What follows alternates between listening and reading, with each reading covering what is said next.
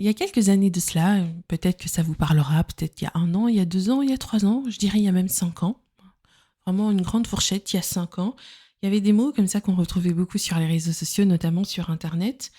Et c'était le mot toxique. Voilà, on utilisait beaucoup le mot toxique, le mot pervers, pervers manipulateur, vampire énergétique, ça vous parle tous ces mots-là?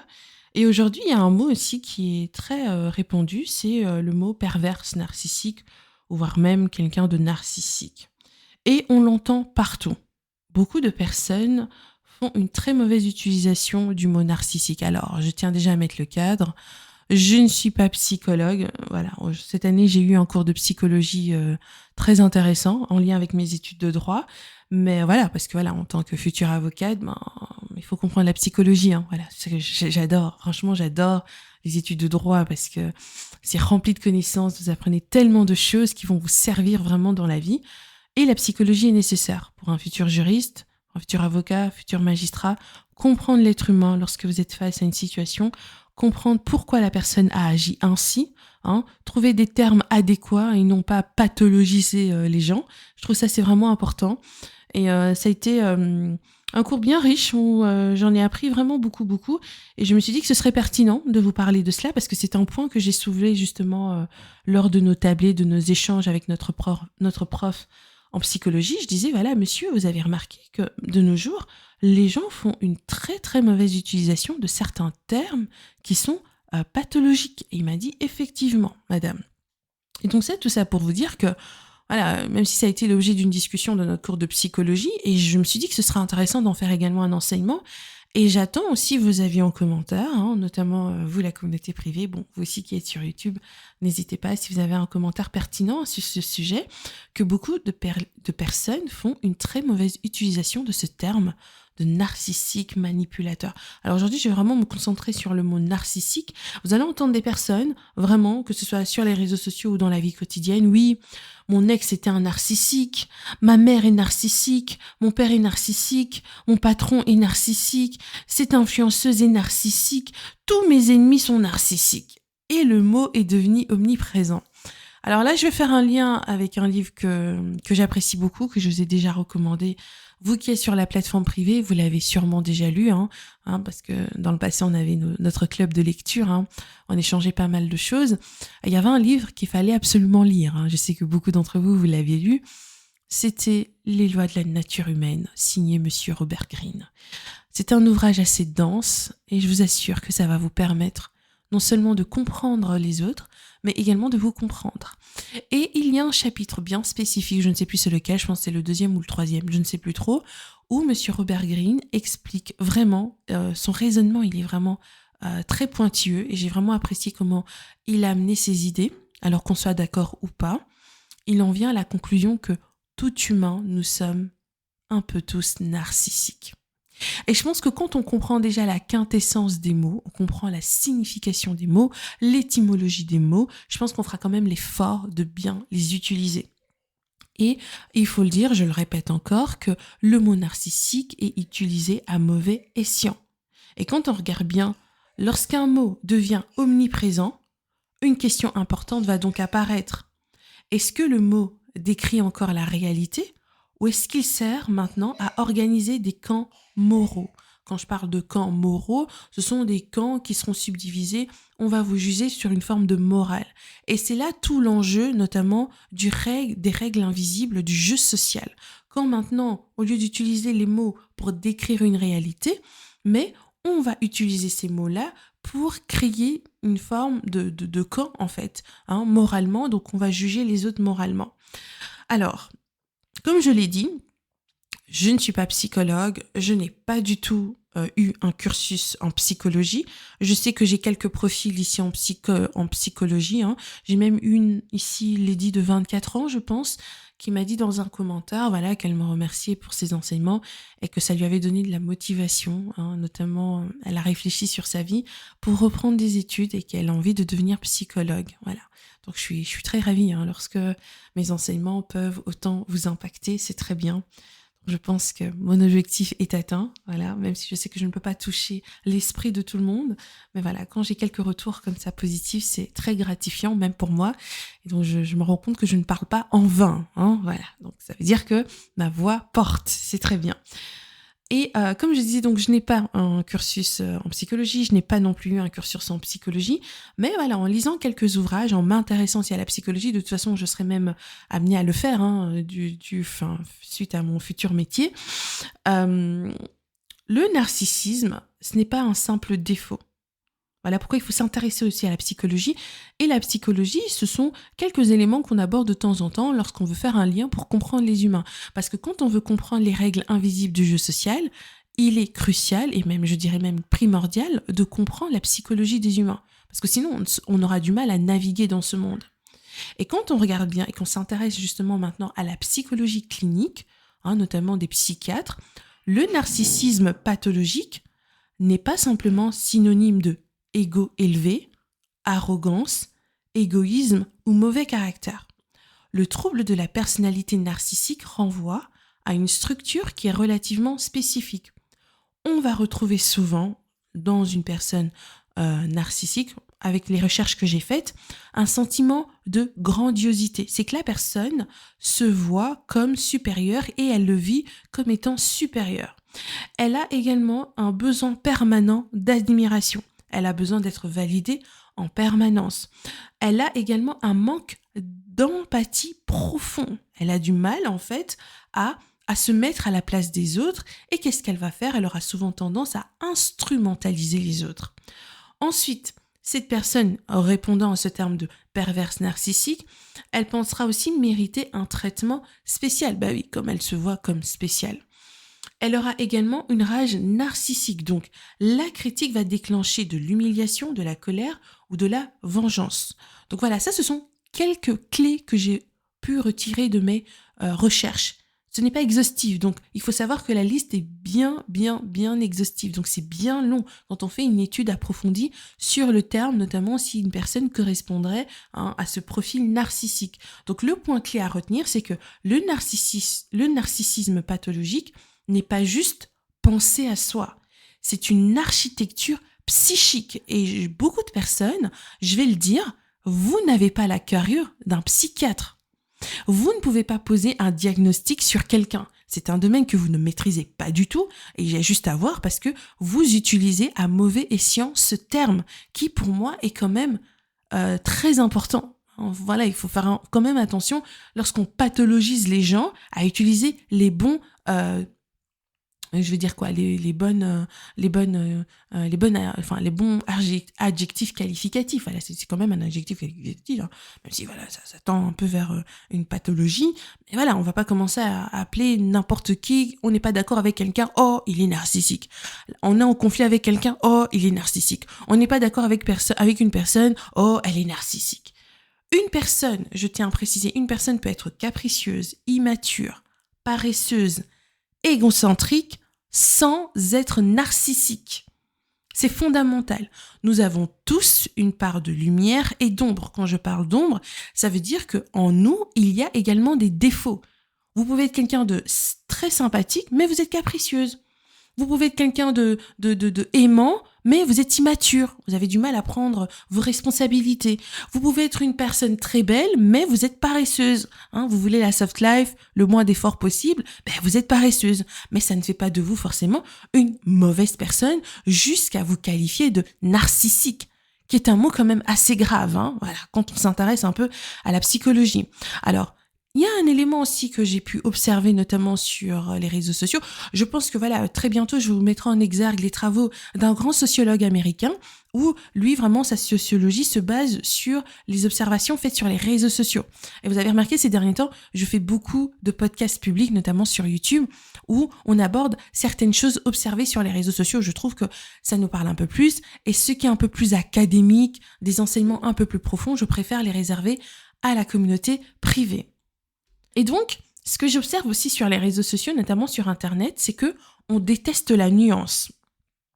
Et observez bien, le fait qu'on déteste la nuance, parce que voilà, les réseaux sociaux, c'est très émotionnel, et voilà pourquoi ce terme-là va énormément exploser en ligne parce qu'Internet adore les catégories simples. On aime catégoriser les gens. Alors, le cerveau social en ligne va préférer catégorie A, les personnes gentilles, et on va souvent dire oui, moi je suis une personne empathique. Vous voyez, quand on est gentil, on attire toujours les pervers narcissiques, on attire toujours les mauvaises personnes. Donc, nous, on se sent tellement spécial, c'est ça en fait, on est spécial, on est toujours la personne gentille, la personne qui a le grand cœur, la personne pieuse, la personne qui veut aider les autres. Donc nous, on est dans la catégorie des bonnes personnes. Et les autres, catégorie B, notamment les personnes qui pourraient diverger de notre point de vue, des personnes qui pourraient être différentes de nous, qui pourraient aussi avoir leur propre défaillance, ces personnes-là répondront à la catégorie B qui correspond donc aux méchants narcissiques. Et pourquoi ? Parce que la nuance coûte cognitivement cher. Je vous ai déjà dit, le raccourci intellectuel. C'est beaucoup plus facile de dire que voilà, nous on est quelqu'un de bien, on a un grand cœur, et les personnes qui nous ont voulu du mal, nos ex, nos parents, nos frères et sœurs, nos tantes au village, nos oncles, ils étaient tous des narcissiques. Je vous donne un exemple. Pour vous montrer à quel point, sur le plan cognitif, vous comprenez mon enseignement sur, dans votre ascension, faites l'effort de vous entourer des personnes qui ont la même charge, on va dire, une sorte d'ascension cognitive aussi, que vous voyez au niveau du cerveau, voilà, c'est un peu évolué. Les gens sont un peu développés dans le sens où il y a une forme de nuance aussi qui se crée. Parce que ce sera plus facile, comme je le disais, à dire que la personne est narcissique. Voilà, je cherche mes mots. Ce sera plus facile de dire que la personne est narcissique que de dire, d'une manière nuancée, cette personne a peut-être un attachement anxieux. Quand on parle comme ça, c'est nuancé. C'est pas que directement on met la personne dans la catégorie des personnes narcissiques.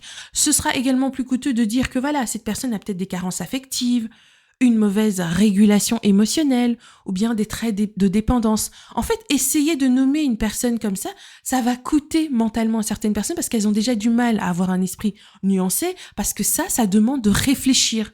Et de ne pas prendre une personne et directement la mettre dans une catégorie en la pathologisant, en disant qu'elle est narcissique. Mais dire elle est narcissique, c'est instantané, ça ne coûte pas dans la logique, ça ne coûte pas dans le raisonnement. Donc cognitivement, on fournit pas beaucoup d'efforts. Donc le mot utilisé donc d'une manière très spontanée va devenir un raccourci intellectuel. Un raccourci intellectuel, ça veut dire que c'est beaucoup plus facile de nommer la personne en disant qu'elle est narcissique que de dire que voilà, peut-être que là, elle a une régulation émotionnelle à améliorer, qu'elle a peut-être des traits de dépendance, qu'elle a peut-être un attachement anxieux. Ce sont des choses à développer. Non.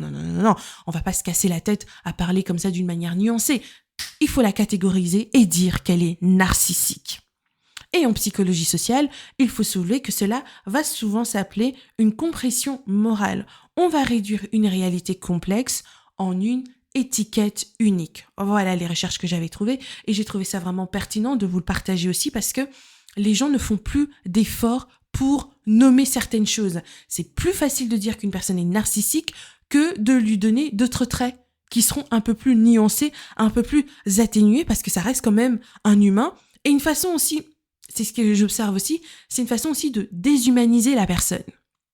On déshumanise la personne et en fait, c'est aussi une façon de dire que voilà, cette personne ne mérite pas notre attention, ne mérite pas d'être écoutée. En fait, son point de vue n'est pas important parce que elle est narcissique. Alors ça aussi, c'est un point que je devais le nommer. Le mot narcissique, c'est le mot valise. Alors narcissique, c'est devenu un mot valise. C'est-à-dire que c'est un mot dans lequel on met trop de choses. Vous voyez, quand vous baladez dans la valise, là, voilà, bientôt ce sont les vacances, on va commencer à faire nos valises pour les vacances. Donc, on met un peu de tout. Voilà, c'est la même chose. Aujourd'hui, certaines personnes utilisent narcissique pour désigner toute personne qui est exigeante. Donc, si vous êtes exigeante, vous êtes narcissique. Si vous êtes une personne un peu renfermée et que vous n'aimez pas forcément côtoyer n'importe qui, vous êtes narcissique. Si vous êtes une personne difficile peut-être dans votre caractère, vous êtes narcissique. Si vous mettez des limites, vous êtes narcissique. Si vous êtes une femme dépendante, vous êtes narcissique. Si vous êtes une personne qui réclame quelque chose, vous êtes narcissique. Si vous êtes une personne qui a peut-être déçu quelqu'un, vous êtes narcissique. Si vous êtes une personne qui critique, vous êtes narcissique. Donc vous voyez que le mot perd de sa précision. Et s'il y a bien une rigueur que je suis en train de développer dans mes études de droit, c'est la précision dans le terme, c'est la précision dans les mots. Utiliser le mot narcissique, et notamment à mauvais escient, c'est très dangereux. Et souvent, c'est infondé. Et je trouve ça inconcevable comment certaines personnes peuvent se permettre de diagnostiquer comme ça facilement chez une autre personne alors qu'elles n'ont aucune spécialité elles ne sont même pas docteurs. Quand je parle de docteur, ça veut dire psychiatre. Mais elles vont se permettre de traiter d'autres personnes de narcissiques. Vous, vous prenez pour qui? C'est ma question, c'est une question rhétorique. Vous prenez pour qui? Peut-être que c'est même vous la narcissique. Là, je titille un peu. Là, vraiment, je titille un peu. Le mot perd de sa précision. Et c'est important d'être précis lorsqu'on nomme notamment des choses aussi fortement comme ça. C'est comme si on appelait, imaginons qu'une personne a une maladie, au lieu de nommer que voilà, la personne elle a une migraine, on va dire non, elle a un cancer. Vous voyez la différence entre cancer et dire j'ai une migraine? Voilà, c'est ça, c'est le raccourci intellectuel. La personne elle a une migraine, on va dire non, elle a un cancer. Ou bien tous les crimes qui peuvent se passer, on va dire que voilà, c'est un crime. Au lieu de nommer ce crime, on va dire non, c'est du terrorisme. Est-ce que tous les crimes équivalent à homoterrorisme? Mais non. Donc vous voyez qu'à force, le mot ne veut plus rien dire. Alors ça aussi, c'est quelque chose que vous allez observer dans les règles du jeu social, c'est que les personnes vont utiliser une arme morale. Et c'est ici que cela devient sociologiquement intéressant, quand on s'intéresse un peu et qu'on observe les comportements des personnes dans la société. Le mot n'est plus seulement descriptif, donc ce n'est plus une description, notamment un adjectif qualificatif qu'on va accorder à une personne, il devient normatif. Il sert à dire cette personne n'est pas seulement pénible, elle est moralement condamnable. Et ça, c'est très différent.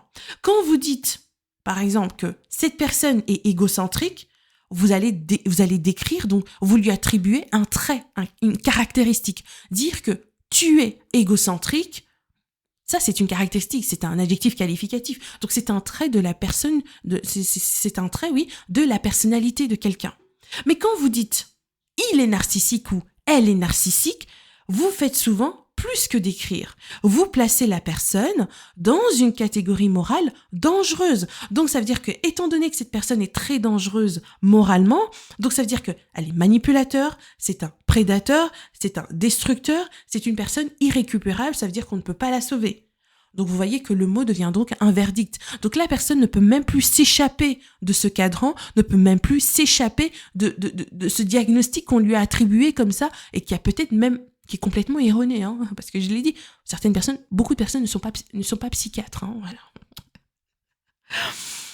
Alors, ça aussi c'est un point que je voulais mettre en lumière, ça va être un peu fort et je vais l'affronter, ça c'est mon point de vue, donc rien à voir avec les recherches que j'ai faites, notamment le point où je dis que voilà, j'ai fait des recherches un peu pour voir comment les psychiatres avaient en fait essayé de déterminer le mot narcissique, voilà, quels sont les traits. Donc ici, ça n'engage que moi, donc voilà, tout le reste du podcast, à part la partie où je vous ai partagé les différents traits d'une personne narcissique, ça, ce sont des choses qui n'engagent que moi. Donc ça, c'est mon point de vue, ça n'a rien à voir sur le plan académique ou des recherches, de livres, des références, ça, c'est vraiment mon point de vue. Ce que j'observe aussi, c'est que beaucoup de personnes vont utiliser le mot narcissique comme une façon de nommer un conflit. Je m'explique. Par exemple, il y a quelques années de cela, avant que ce mot soit autant répandu, vous pouviez avoir un conflit avec votre père et vous disiez, voilà, avec mon père, ça passe pas trop bien. Vous avez peut-être un conflit avec votre petit ami, vous allez dire, bon voilà, mon petit ami, ces derniers temps, c'est un peu chaud entre nous, on est un peu à couteau tiré, voilà, c'est un peu difficile des fois nos échanges, voilà. On pouvait aussi dire, voilà, la relation elle est difficile avec ma mère, c'est une relation un peu conflictuelle, la relation avec mon patron, bon ça se passe pas trop bien, il a du mal à me comprendre, c'est quelqu'un qui est autoritaire, donc voilà, les gens avaient souvent, donc il y a quelques années, les gens s'exprimaient ainsi, ou bien les gens pouvaient aussi dire que voilà, nos besoins sont incompatibles, moi j'aimais ça comme besoin, mais l'autre ne comprend pas, donc j'ai l'impression qu'il y a une forme d'incompatibilité. Voilà comment les gens s'exprimaient autrefois, il y a longtemps, il y a quelques années. Mais aujourd'hui, quand il y a un conflit, observez même sur les réseaux sociaux, quand il y a un conflit, il y a un désaccord, il faut pathologiser cela. C'est un mot que j'ai inventé, je ne sais même pas si ça existe au dictionnaire, il faudra vérifier là. Les Dichiglam, elle invente les mots pathologiser, donc c'est une façon de mettre une pathologie à quelque chose, donc c'est une maladie. Donc il y a un conflit, on va pathologiser cela. Je donne un exemple. Une amie vous dit « tu n'es plus aussi disponible qu'avant ». La lecture, elle est possible, ça veut dire que la personne, elle a peut-être besoin que vous soyez proche, elle a un besoin affectif, elle se sent frustrée le fait que vous ne soyez plus disponible comme avant, ou bien peut-être qu'elle a été maladroite en vous partageant son point de vue. Mais les gens sur Internet, Quand vous allez émettre un point de vue ou bien une amie vous dit oui, voilà, tu n'es plus disponible comme avant, je trouve que tu me délaisses, les gens vont dire voilà, elle est narcissique. Au lieu de dire que quand la personne émet son point de vue, peut-être parce qu'elle a besoin de vous voir, elle exprime un besoin affectif, mais non. Le fait qu'elle soit aussi exigeante, le fait qu'elle demande que vous voyez, non, elle est narcissique. Coupez les liens, coupez. Voilà. Et voilà, ça revient encore à mon podcast, je vous ai dit qu'on vous incite toujours à couper. Est-ce que vous voyez la différence? Là, je rigole, mais c'est pour un peu assouplir un peu l'atmosphère. C'est quelque chose de sérieux. La personne vous partage un besoin affectif, qu'elle a peut-être besoin de vous voir, qu'elle vous trouve non disponible, au lieu de essayer de comprendre, donc, de décrypter quel est le message, de lire entre les lignes. Non, c'est une pervers narcissique, elle est narcissique. Tu vois, elle ne pense qu'à elle. Elle pense que voilà, toi là, tu as son temps. Donc tu vois, elle est pervers narcissique. Elle veut te bloquer dans ton ascension. Elle veut te bloquer dans tes projets. Non! Ce n'est pas comme ça, non, ce n'est pas comme ça. Donc vous voyez que dès qu'il y a un désaccord, une personne émet un besoin, une personne, ou peut-être vous entendez pas avec une personne, il y a peut-être un conflit, on va associer cela. Je l'ai dit, c'est un raccourci intellectuel. Un conflit ordinaire va devenir un diagnostic clinique. Elle est narcissique, alors que la personne a un besoin affectif. Elle a envie de vous voir. Et c'est ce qu'on appelle le fait de psychologiser excessivement le social. Beaucoup de personnes psychologisent tout et y attribuent un terme pathologique. Et ça, c'est très grave. Et ça va constamment vous faire vivre dans un état d'anxiété. Parce que tout le monde sera perçu comme narcissique. C'est comme moi, Lady Shiglam est narcissique. Elle est toujours en train de nous donner des conseils. Elle est toujours en train de prodiguer. Mais ma chaîne, elle est libre. Soit vous écoutez ça, vous apprenez quelque chose, soit vous partez. Enfin, vous voyez ce que je veux dire? Chaque personne a son style de contenu. Moi, mon contenu ici est pour apprendre, ce sont des enseignements. Je ne fais pas des enseignements en 5 minutes, je prends le temps qu'il faut. S'il faut qu'un enseignement dure 30 minutes, ce sera 30 minutes. S'il faut que ça dure 2 heures, ça prendra 2 heures. Tant que mon objectif est atteint et que j'ai pu transmettre une connaissance, une grille de lecture, des références, des choses comme ça. Mais il y a des personnes qui vont dire, voilà, elle est narcissique. Alors c'est que vous êtes sur une mauvaise chaîne, tout simplement. Vous n'êtes pas censé être ici pour apprendre. Les gens qui sont ici, ils sont normalement censés être là pour apprendre. Et se développer, apprendre à travailler leur sens critique, à analyser, à comprendre le jeu social, à comprendre les jeux de pouvoir, à comprendre la psychologie humaine. Mais non, on va dire non, elle est narcissique. Non, mais là, il y a un problème. Non, franchement, il y a des gens, je sais pas qu'est-ce que vous buvez. Je sais pas, dedans, il y a du mazout, de la farine, du foufou, du whisky. Franchement, dans le cerveau, là, je sais pas qu'est-ce qui tourne. De toujours tout pathologiser comme ça, toutes les personnes narcissiques. Donc vous êtes la bonne personne. Et c'est souvent ça. C'est pour ça que je me méfie beaucoup des personnes qui ont un narratif où elles sont constamment en train de pointer les autres de narcissiques. Dans ma famille, toutes les personnes étaient narcissiques. J'ai coupé les liens. Au travail, les gens sont mauvais. Les gens sont narcissiques. Mes collègues étaient narcissiques. Mon patron était narcissique. Toutes les personnes sont narcissiques. Toi, tu es seulement la bonne personne. Méfiez-vous, je vous dis, les gens qui ont ce narratif, c'est comme on dit, c'est vraiment le petit Calimero, toujours en victime. Moi, j'étais la bonne personne. Tu vois, tous mes ex étaient des pervers narcissiques. Mon père était pervers narcissique. Ma mère était pervers narcissique. Mes tantes au village sont des pervers narcissiques. Mes oncles sont des pervers narcissiques. Ah, maman, on peut mentir comme ça. En tout cas, c'est pas moi que vous allez avoir ce type de narratif. Je vais pas vous croire. Je vous poserai les bonnes questions. Comment est-ce qu'on arrive à un point où toutes les personnes sont pervers narcissiques? Donc toi, tu es vraiment le Jésus, tu es le Messie, la personne parfaite dans tout. Dans tous les environnements où toi tu arrives, les autres sont toujours mauvais. J'ai coupé les liens.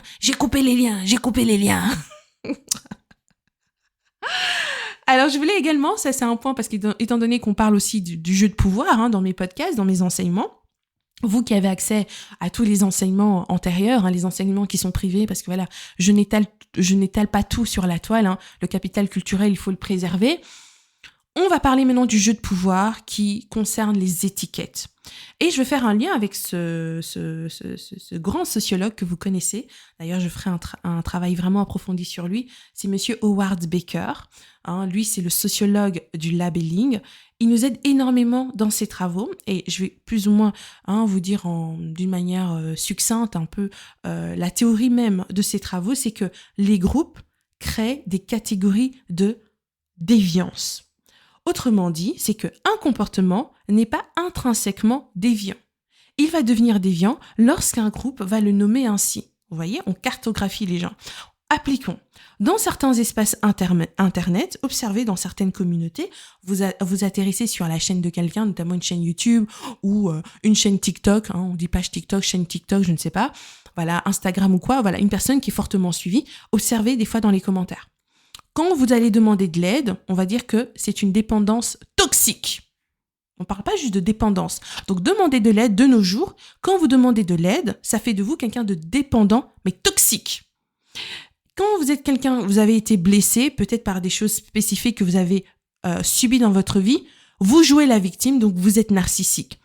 Si vous êtes quelqu'un de exigeant, peut-être comme Lady Shiglam, vous avez du caractère, vous mettez le cadre, vous êtes narcissique. Voilà. Si vous êtes quelqu'un de confiant, je vous ai déjà dit, les personnes qui ont une bonne estime d'elles-mêmes, même une haute estime d'elles-mêmes, de nos jours, ce sont des personnes perçues comme arrogantes, un peu comme Lady Shiglam. Lady Shiglam s'aime beaucoup, elle est toujours en train de parler d'elle en bien. Voilà, ça là, des personnes comme nous, où on s'assume, on est fier de nous, on a cette capacité à se célébrer, on a cette capacité à célébrer les autres, à mettre en avant les autres, à faire grandir les autres, parce qu'on veut que les gens se sentent aussi importants. Eh ben, des personnes comme nous, je me mets dedans, donc des fois, je subjectivise mes podcasts, même si ce n'est pas le but de parler que de moi, mais de temps en temps, quand je peux, je le fais. Donc des personnes comme nous autres ici, on est fiers de nous, on est fiers de nos accomplissements, on est fiers de notre avancée, on est fiers des gens autour de nous, des gens qui reprennent leur vie en main, des gens qui s'élèvent, des femmes qui font des grandes choses, qui montent des choses. Quand on célèbre les gens comme ça là, nous autres aussi, on est perçus comme arrogantes. On nous dit quoi? On est arrogante, un but de nous-mêmes. Qu'est-ce qu'on m'a pas déjà dit? Arrogante, un but d'elle-même, trop fière. Qu'est-ce qu'on dit encore? Narcissique aussi. Il y en a qui pourraient me traiter comme ça. Elle est narcissique. Célébrer les gens, ça fait de vous quelqu'un de narcissique. Élever les gens, dire que les gens sont beaux, ils sont compétents, ils doivent faire... Non, vous êtes narcissique, voilà. Parce que comme vous vous considérez comme ça, vous voulez aussi que les autres soient perçus comme ça. Mais le fait de faire ça, non, vous êtes narcissique. Nous, vous voyez, je dis ça, c'est pour rire, c'est pour un peu détendre l'atmosphère. Le groupe impose des étiquettes, notamment le label. Quand on parle de label, on parle d'étiquette. Donc, vous voyez que l'étiquette va restructurer la perception collective. Une fois que on vous a mis l'étiquette de narcissique, tout est relu à travers ce filtre. Peu importe ce que vous faites et ce que vous ferez, vous êtes narcissique. Vous partagez un voyage, elle est narcissique. Vous partagez le fait que vous avez obtenu votre diplôme, vous êtes narcissique. Vous partagez que vous vous êtes marié, vous êtes narcissique. Vous partagez que vous avez eu un 4e bébé, vous êtes narcissique. Vous partagez que vous êtes fier peut-être de votre mari, vous êtes narcissique. Vous partagez peut-être le fait que vous soyez fier de vos enfants, vous êtes narcissique. En fait, quoi que vous ferez maintenant, une fois qu'on vous a mis l'étiquette de narcissique, vous serez narcissique, peu importe ce que vous faites. Vous êtes également discrète, vous ne partagez pas votre vie, vous êtes narcissique. Non, mais c'est grave. Vous voyez que même les comportements neutres, des choses même à célébrer, vont devenir des choses suspectes. On va vous suspecter dans quoi que vous fassiez. Alors maintenant, je voulais vous parler aussi du narcissique imaginaire. Alors là, on va parler du faux positif. Beaucoup de personnes accusées d'être narcissiques sont simplement mal régulées émotionnellement. Ce sont des personnes qui ont du mal à réguler leurs émotions. Elles n'ont pas encore développé l'intelligence émotionnelle. Donc, ce sont des personnes qui vont mal gérer leur frustration et leur anxiété. Au lieu de dire que ce sont des personnes qui sont mal régulées, on dirait que elles sont narcissiques. Une personne qui est immature, elles n'ont pas peut-être compris, elles n'ont pas appris la responsabilité émotionnelle, on dirait que c'est une personne narcissique. Une personne qui a été peut-être traumatisée dans son enfance, leur système nerveux est constamment en mode survie. Au lieu de dire que voilà, c'est une personne qui a été traumatisée, elle est narcissique. Une personne qui est égocentrique, voilà, c'est une personne qui ne pense qu'à elle, elle est nombriliste, disons-le. Elle est nombriliste. Au lieu de dire que voilà, cette personne est nombriliste, on dirait non, c'est une personne narcissique. Vous voyez que toutes ces dénominations, quand on regarde bien et qu'on s'intéresse à la signification des mots, ce n'est pas pareil. Et pourquoi c'est important? Parce que le mauvais diagnostic produit de mauvaises réponses. Si quelqu'un est immature, la solution n'est pas la même que si cette personne est narcissique pathologique. Vous voyez, c'est deux choses bien différentes. Alors, il y a également aussi quelque chose que j'ai observé. Beaucoup de personnes qui utilisent le mot narcissique à mauvais escient, faites attention, ce sont des gens aussi qui ont compris le jeu de pouvoir. Alors, il y en a qui le font sciemment et d'autres inconsciemment. D'accord? Il y en a qui le font vraiment sciemment. Le mot narcissique, pour certaines personnes, ils vont l'utiliser comme un outil de domination. dans le jeu de pouvoir. Et ça, c'est la partie la plus profonde de tout mon podcast. Ici, ça va faire déjà presque 30 minutes que je suis en train de parler. S'il y a bien une partie qu'il faut absolument retenir, étant donné qu'on aborde le jeu social, les règles invisibles du jeu social, on parle de jeu de pouvoir, certaines personnes, notamment des personnes qui ont ce sentiment de mégalomanie, mais c'est un mégalomanie réprimé, c'est réprimé. Donc ça, il faut être une personne analytique pour le voir. C'est réprimer ce sentiment de mégalomanie. Donc, quand on veut exercer une forme de domination sur quelqu'un, on va utiliser le mot narcissique parce que ça deviendra un outil de pouvoir. Alors, je vais vous l'expliquer, c'est très simple. Si je peux décréter qui est narcissique, alors je contrôle la hiérarchie morale. C'est que je me vois comme supérieure parce que l'autre personne en face de moi, elle est narcissique. Donc elle ne mérite même pas d'être entendue, elle ne mérite même pas d'être écoutée. Son point de vue ne compte pas parce que moralement, on la décrédibilise. Donc, je peux dire, moi, je suis quelqu'un de lucide, mais toi, tu es quelqu'un de toxique. Moi, je suis quelqu'un d'empathique, mais toi, tu es narcissique, tu ne penses qu'à toi. Donc, vous voyez que le mot devient une arme de distinction. D'ailleurs, j'étais tombée sur un article et une vidéo aussi en parallèle que j'ai écouté en anglais, qui expliquait que, je ne me rappelle plus de la proportion, mais très peu de personnes sur cette terre sont réellement narcissiques. Je sais pas si j'ai des psychiatres dans ma communauté, peut-être que j'en ai, ou des psychologues qui ont cette spécialisation par rapport à toutes ces pathologies. Très peu de personnes sur Terre sont réellement narcissiques. Mais quand on regarde et qu'on écoute les contenus sur Internet, on a l'impression que il y a une grande proportion de personnes narcissiques. Ben, on est d'accord. Vous voyez à quel point que ça a un biais. Vous voyez, ça a un biais. Donc, à force d'écouter certaines personnes, donc un biais cognitif, à force d'écouter certaines histoires, certains témoignages, en fait, c'est un biais de confirmation. Ça vient que confirmer que vous voyez, en fait, on est autour de personnes narcissiques. Mais quand on regarde dans les études eux-mêmes des psychiatres, etc., eux-mêmes ont émis un rapport en disant que il y a très peu de personnes qui sont réellement diagnostiquées comme telles, comme réellement narcissiques. Si des personnes qui ont une spécialisation, qui ont étudié ça, peuvent émettre ce type de rapport, ce type de diagnostic, ce type de statistiques, à combien plus forte raison, vous qui n'avez aucune spécialisation dans ça, ce n'est même pas votre métier, ce n'est même pas votre vocation, votre domaine de prédilection, pour vous permettre d'émettre comme ça des diagnostics non fondés sur quelqu'un. Moi, je serais plus encline à écouter des personnes qui ont étudié ça, qui sont leur spécialité. Mais ce sont des psychiatres qui ont émis un rapport en disant que il y a très peu de personnes sur cette terre qui sont réellement narcissiques. Mais à voir ce qui se passe sur les réseaux sociaux ou même dans les discussions quotidiennes, on a l'impression que la proportion est de 98% de narcissiques. Tous les gens sont narcissiques. Le pasteur est narcissique. Mon patron est narcissique. Mes parents sont narcissiques. Mes tantes sont narcissiques. Mes oncles sont narcissiques. Tous mes ex étaient narcissiques. Mon mari actuel est narcissique. Mon fiancé est narcissique. Et je veux faire un lien avec Monsieur Bourdieu. Il disait que le langage produit du capital symbolique. Pour celles qui ont écouté mon enseignement sur le langage, sur la domination sociale, je vous ai partagé pas mal de pépites dans cet enseignement. C'est un enseignement privé, voilà, je n'étale pas tout ça sur la place publique. Donc, vous y avez accès à travers votre abonnement sur la plateforme privée. Vous y avez accès, celles qui sont membres, et celles qui sont membres également sur Patreon. Je vous ai parlé du langage. Et quand une personne utilise le mot narcissique dans son langage, sachez que c'est une forme de domination. Pour celles qui ont déjà saisi cet enseignement sur la parole, parce que le langage, c'est un capital symbolique. Celui qui maîtrise les mots, valorisé socialement, gagne du pouvoir. Et aujourd'hui, maîtriser le vocabulaire psycho-spirituel, ça donne du prestige. Exemple de capital symbolique moderne, trauma, gaslighting, narcissique, empathe, pattern, abuse, boundaries, voyez tous ces mots-là. Plus vous maîtrisez ce lexique, plus vous apparaissez comme quelqu'un de conscient, comme quelqu'un de sophistiqué, comme quelqu'un d'éveillé psychologiquement. Mais sachez que ce prestige peut être utilisé pour dominer. Et beaucoup de personnes utilisent ces fameux qualificatifs pathologiques pour dominer. J'insiste, pour dominer. Alors maintenant, je vais parler des communautés qui dénoncent là. Certaines communautés en ligne se structurent autour de l'identification des toxiques. Au départ, l'intention, elle est noble. C'est protéger les victimes. Puis, il y a un glissement.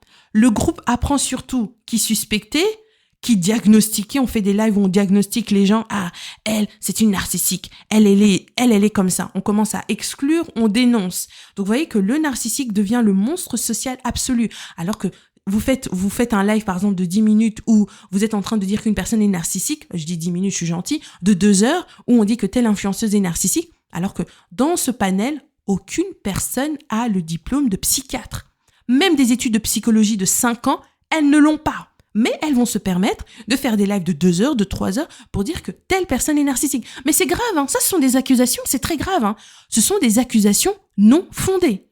C'est infondé comme ça, de se lever comme ça et de commencer à mettre des personnes sur des étiquettes. La personne est narcissique.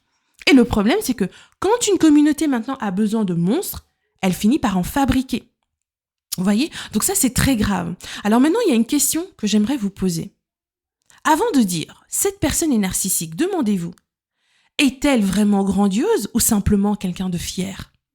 Exploite-t-elle consciemment ou elle est juste immature ? Manque-t-elle d'empathie structurellement ou est-ce qu'elle est tout simplement submergée par sa vie ? Refuse-t-elle toute responsabilité ou c'est une personne qui est défensive ? Ces distinctions comptent. Quand on ne parvient pas à faire des distinctions et qu'on nomme comme ça, en tout cas, ça ne vole pas très haut. Hein. Je me permets, ça ne vole pas très haut. Il y a aussi un danger dans tout ça. Quand on nomme comme ça les personnes sur base de rien comme étant des narcissiques, ça va créer en vous une forme de fermeture cognitive. Parce que voilà, c'est plus facile de créer des raccourcis intellectuels. Et ça, c'est le danger principal. Quand le mot narcissique va devenir une arme morale, alors vous allez voir que le mot va cesser d'éclairer, alors que c'est un mot qu'on doit utiliser dans un cadre spécifique. Mais maintenant, ce mot narcissique, observez les personnes qui en font un mauvais usage, il va servir à fermer la pensée. Dès qu'on pose cette étiquette, l'enquête s'arrête, on ne cherche plus à comprendre pourquoi cette personne agit ainsi, pourquoi elle a dit ça, pourquoi elle a fait ça. La nuance s'arrête, parce que voilà, on aura du mal à développer un esprit nuancé. La curiosité s'arrête, la compassion s'arrête. Il n'y a plus de compassion. Parce que la personne, elle est narcissique. Qu'est-ce qu'on va aller essayer d'avoir de la compassion, de l'empathie pour ce qu'elle est en train de penser ? C'est un peu le podcast que j'ai fait sur Wizard Leads, pour celles qui l'ont écouté. Il est ici sur YouTube. Le titre de mon podcast, c'est « Le paradoxe des réseaux sociaux ». J'aurais pu commencer « Ah oui, elle est comme ça, elle est comme ça ». Au début, j'ai juste dit que voilà, moi, c'est une personne que je n'écouterais pas parce que voilà, quelqu'un qui n'a pas d'expérience, en plus très jeune, etc., enfin, moi, j'écoute pas ce type de... C'est la chose, on va dire, vraiment la chose négative que j'ai due d'elle. En plus, c'est même pas négative, c'est mon point de vue. Voilà, une personne qui n'est pas légitime, moi, je suis comme ça. J'écoute les personnes légitimes. Vous n'êtes pas légitime, je vous écoute pas.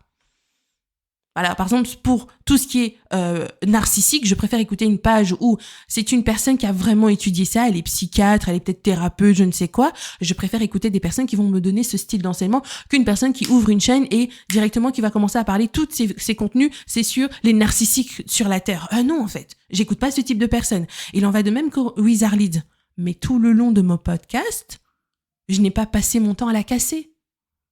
J'ai vu qu'elle était jeune, elle manquait d'expérience, elle était naïve, etc. Sans oublier que la nana vient d'accoucher. Je l'ai dit dans mon podcast. J'ai vu 2-3 ladies qui ont dit « Oh, merci beaucoup pour ton podcast. C'est un podcast d'empathie, de compassion. » Il n'y a pas beaucoup de gens qui parlent d'elle comme ça. Ben oui, quand j'ai lu un peu sa structure en allant sur sa page, j'ai compris qu'elle était naïve. Vous voyez, des fois, c'est un peu l'effet... Il y a un biais cognitif, on appelle ça l'effet...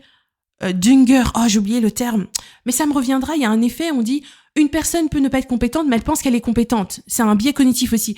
C'est l'effet Dunker ou Dunger, quelque chose comme ça. Vous pouvez l'écrire en commentaire pour celles qui connaissent. Le mot m'échappe, mais il y a des personnes qui ont des fois cet effet-là en fait. Elles pensent être compétentes alors qu'elles ne le sont pas. C'est un peu cette jeune femme en fait. Je vous dis que quand vous vous intéressez à la psychologie, au biais cognitif et tout, il y a pas mal de choses que vous allez maintenant dédramatiser. Un peu comme elle pensait être compétente. C'est un biais cognitif. La personne pense qu'elle est compétente alors qu'elle ne l'est pas. Mais le nom m'échappe, c'est l'effet Dunker, Dunger, quelque chose comme ça. Et elle était là, elle parlait toujours avec beaucoup d'ostentation, avec une voix très affirmée. Des fois, elle criait même par moments. On a l'impression qu'elle vous hurle dessus. Mais je vais pas la blâmer. Et elle vient maintenant sur les réseaux sociaux, elle déballe toute sa vie, alors que ça, c'est vraiment de l'indiscrétion, ce sont des choses à ne pas faire. Et quand on analyse bien, même sur le plan juridique, il y a des choses qu'elle a dit en ligne qu'il ne faut pas dire. Si j'étais l'avocat de son ex, c'est du pain, c'est des beignets pour moi. Je vais me servir de ça pour monter un dossier contre elle. Il y a des choses qu'on ne dit pas en ligne. Et malheureusement, c'est ce qu'elle a fait. Mais je vais pas passer mon temps à dire que oui, Wizard Leads, c'est une narcissique, Wizard Leads et ceci et cela. Qui suis-je pour lui mettre une étiquette de la sorte. Qui suis-je, moi, Lady Shiglam? Qui suis-je pour dire que Wizard Liz était une narcissique? Mais regardez, beaucoup de personnes se sont permises de dire ça. En commentaire, en ligne, en faisant une analyse de son contenu. Et c'est malsain de faire ça. Et ça, c'est aussi une façon d'humilier quelqu'un en ligne. Oui, je le dis. De toute façon, le podcast qui va suivre, je vais parler de l'humiliation. Dites-moi comment vous humiliez quelqu'un, je vous dirai quelle est votre perception du pourvoir. Dixit Lady Shiglam. Beaucoup de personnes, si vous voulez les connaître, observez comment ils humilient d'autres personnes. Quand une femme est en dépression, elle est en dépression postpartum. Elle n'a pas ses repères. Et ce sont les femmes qui sont bien entourées, qui ont un bel entourage, qui peuvent rebondir. Moi, j'ai eu 2 accouchements. Dieu merci, je ne suis pas passée par là. Mais la fatigue que j'ai eue, notamment après mon 2e enfant, je pourrais même pas vous l'expliquer. Parce que l'aîné avait que 1 an. J'étais épuisée. Mais ce qui m'a permis de me régénérer, de perdre du poids, de retrouver mon éclat, c'est parce que j'ai une chouette famille. J'ai une famille qui m'a encadrée, j'ai une belle famille également en or. Ma belle-mère faisait des longs trajets parce qu'on habite à une distance, mais vous pouvez même pas imaginer, de nos parents. On est à plus de 50 kilomètres de nos parents. Mais ils faisaient le trajet pour venir nous voir. Parce que je suis leur enfant et je suis leur belle-fille, je leur ai donné une descendance. Mais ça, c'est un cadeau. Et ça, je dirais même, ça vient de Dieu. Ce n'est pas toutes les femmes qui sont entourées par leur famille, qui sont en contact avec leur famille et qui s'entendent bien avec leurs beaux-parents ou leurs beaux-frères ou leurs belles-sœurs. Ça, c'est un cadeau inestimable. Mais qui sait, peut-être que si j'étais pas en bon terme avec mes parents ou avec mes frères et sœurs ou j'étais pas en bon terme avec ma belle famille, peut-être que j'allais faire aussi une dépression postpartum. Parce que gérer 2 petits enfants comme ça de bas âge et fortement rapprochés, il faut avoir le cardio. Donc moi, étant passée par 2 grossesses, je sais c'est quoi, hein. Après un accouchement, comment se sentir fatigué. Et moi, je tiens encore à préciser, j'ai eu des accouchements en or, pour celles qui connaissent mon storytelling. J'ai eu des accouchements en or. Il y a des accouchements, des femmes, vous les entendez, elles sont traumatisées à vie. Donc, malgré que j'ai eu des accouchements en or, malgré que j'avais un bon entourage, j'étais bien encadrée, mais j'étais éreintée, j'étais fatiguée, je passais mes journées à dormir. Émotionnellement, une petite chose, j'étais à cran. Mais j'étais entourée. Même mon mari ne prenait même pas tout. Des fois, quand je m'énervais, il disait, oh, ce sont les hormones encore, je la laisse. Mais il y a des hommes qui comprennent pas ça. Ils vont se fâcher. Oui, ma femme, ceci, cela. Ils comprennent pas que la femme, elle vient d'accoucher. Elle est dans une phase où il faut que ça redescende. Mais il y a des femmes. Je les ai vues en ligne. Ils ne l'ont pas loupé. En oubliant que cette femme vient d'accoucher. Elle a encore les hormones qui travaillent en elle. Mais ce sont des femmes qui vont se permettre de dire que elle est narcissique. Vous êtes qui pour dire qu'elle est narcissique? Je vous ai toujours dit, hein, les règles, notamment même sur les réseaux sociaux, les gens font du show. Moi, j'ai observé, notamment son branding, un peu comment elle se présentait Wizard Liz sur les réseaux sociaux. J'ai vu qu'elle faisait beaucoup du show parce qu'elle sait que quand tu parles fort, tu cries, tu fais des grands gestes, ça frappe. Moi-même, je l'ai fait, je connais, j'ai fait YouTube. Je vois la différence entre quand je faisais un podcast tout posé, je parlais calmement, et quand je crie, je mets de l'animation, je rigole, etc. Les gens aiment l'animation. Les gens, des fois, ils aiment quand on les secoue comme ça. Et c'est ce qu'elle a fait. Elle a vu que ça marchait, et c'est pour ça qu'elle créait du contenu où elle crie. On a l'impression des fois qu'elle nous crie dessus. Non, tout ça, c'est du show. Vous pensez qu'elle passe sa journée à crier? Mais non, c'est du show devant la caméra. C'est du show. En fait, il faut être une créatrice de contenu, comprendre l'envers du décor, comprendre qu'est-ce que la personne utilise dans sa ligne éditoriale pour comprendre pourquoi elle faisait ce type de contenu. Mais il y a des gens qui ont dit non. Regardez juste, elle est narcissique, elle est narcissique. Vous êtes qui? Est-ce que vous avez déjà accouché? Est-ce que vous connaissez c'est quoi l'afflux des hormones? Non, vous ne connaissez pas. Elle est venue, elle est en larmes et tout sur les réseaux sociaux. On dit, oh voilà, regardez maintenant, elle est narcissique. Elle est narcissique. Maintenant, elle veut se passer pour une victime. Vous êtes des mauvaises personnes. Je vous ai dit, hein, beaucoup de femmes sont des misogynes. Elles ne sont pas pour les femmes. Je l'ai dit, hein, et je l'assume, et je répéterai encore ça. Quelqu'un que vous ne connaissez pas, moi je ne connais pas Wizard Liz, mais je me suis permise de dire qu'elle est naïve, parce qu'il y a des choses qu'on ne dit pas en ligne. Je suis l'avocate de son ex, je vous assure, elle a donné plein d'éléments pour qu'on monte un bon dossier et qui va se retourner contre elle. Parce qu'elle s'est mise devant la caméra, elle a dit des choses que juridiquement, elle ne devait pas dire. Mais en dehors de ça, je peux pas me permettre de dire qu'elle était narcissique, ou ceci ou cela, mais des gens se sont permis de faire ça. Donc c'est pour vous montrer, hein. Je vous dis, hein, beaucoup de femmes, l'empathie, la compréhension, elles auront toujours tendance à projeter comme ça. Oui, telle est comme ça, telle est comme ça, telle est narcissique. Vous êtes qui? Même pas psychiatre, même pas psychologue. Vous êtes narcissique. Non, mais les gens, franchement, vous avez la bouche, hein, sur les réseaux sociaux. Vous avez vraiment la bouche. Donc vous voyez que, étant donné qu'on fait plus preuve de compassion, parce que la compassion s'arrête, on juge la personne. On ne laisse même pas le bénéfice du doute à une personne pour s'expliquer, pour dire qu'est-ce qu'elle ressent. La femme, elle est dans tous ses états. On lui a arraché son enfant. Elle a vécu, oui, il y a des choses qu'elle a faites qu'elle n'aurait pas dû faire, ça c'est vrai. Il y a aussi des choses qu'elle a dit en ligne qu'elle ne devrait pas dire. Mais je trouve ça quand même osé de dire qu'une femme qui est en plein, parce qu'elle le dit en plus, je suis en pleine dépression postpartum, je ne me sens pas bien. Donc vous voyez qu'elle est déjà pas dans son état normal. Mais les gens se permettent de dire que Wizard Leeds est narcissique. Que Dieu vous frappe. Que la foudre de Dieu se frappe dans votre vie. Vous allez voir des fois les gens qui critiquent comme ça en ligne après, regardez, je l'ai dit, leur vie, c'est le chaos. Et puis vous serez là en train de prier que Dieu vous donne des enfants, blocage. Que Dieu vous donne un mari, blocage, parce que vous avez passé votre temps sur les réseaux sociaux à traiter une femme qui est en dépression postpartum, de la traiter de narcissique. Je vous ai dit, ce que vous faites en ligne, ça vous revient. Pensez pas qu'on est juste derrière un écran, les gens ne voient pas notre tête sous un pseudonyme. Je vous ai dit, faites attention, il y a des gens que vous critiquez en ligne, vous ne connaissez pas leur vie spirituelle. Si la Wizard Liz, là, s'assoit et elle dit Dieu, punis toutes les personnes qui en ligne s'amusaient à me traiter de narcissique alors que je suis en pleine dépression. Si Wizard Liz, sa parole aura un effet sur votre vie. Donc faites attention. Donc je vais donc clore mon enseignement. Je pense que je vous ai parlé avec beaucoup d'engouement parce que c'est un sujet qui me fâche. Parce que les gens, déjà, le niveau français, n'en parlons même pas. Même si c'était en anglais, peu importe la langue. Bon, déjà, ils ne s'intéressent même pas à leur langue qu'ils parlent. Comprendre les mots, d'où ça vient, dans quel cas je peux les utiliser. Bon, on a déjà du mal. Et puis ajouter à ça, déjà qu'on a du mal à comprendre les mots, on ajoute en plus à ça, on pathologise les gens, alors qu'on n'est même pas légitime, on n'est même pas formé pour ça. C'est très grave. Donc, retenez bien ceci, mesdames, vous qui m'avez écouté jusqu'à ce moment, toutes les personnes égoïstes, immatures, centrées sur elles-mêmes, peu empathiques, ne sont pas narcissiques.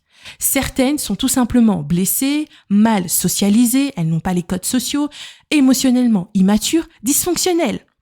Le narcissisme pathologique existe réellement, mais il y a très peu de personnes dans la population qui sont réellement narcissiques. Ça, ce sont des travaux de psychiatres. Je vous encourage à aller vous renseigner. Faites des recherches, vous allez apprendre beaucoup. Je ne veux pas tout vous partager. Le danger moderne est ailleurs. Employez le mot narcissique comme une catégorie morale fourre-tout. Je vous ai dit, c'est un mot valise. Et quand cela arrive, le mot cesse d'être clinique. Il devient une arme. Donc, je résumerai mon enseignement en quelques mots. Un concept psychologique est censé clarifier la réalité. Les psychologues sont des personnes claires. Elles savent faire une grille de lecture, elles savent faire une étude comportementale.